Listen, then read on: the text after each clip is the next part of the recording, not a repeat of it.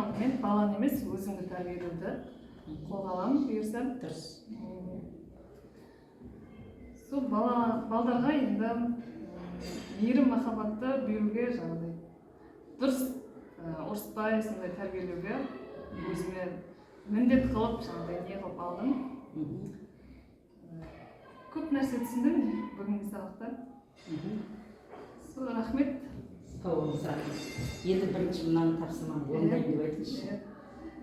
Бізде осындай 9 тапсырма берілді. Осылардың барлығын орындауға өзіме және апайға уәде беремін. Рахмет. Сіз айтыңыз. Бірінші Анар апай сізге рахмет. Осы сабақты өткізгеніңізге, бізді шақырғаныңызға. Енді өзіме алатын көп затты бүгін түсіндім. Алдағы уақытта да бәрін дәлелдеймін деп уәде беремін. Рахмет. Қабыл алдық. Сол, рахмет сізге.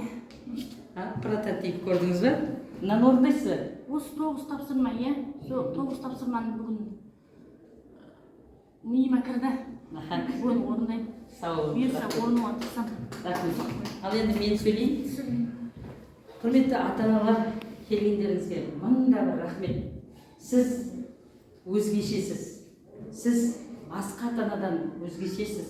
Себебі сіз рахмет айтыңыз. Әуелі маған емес, Аллаға.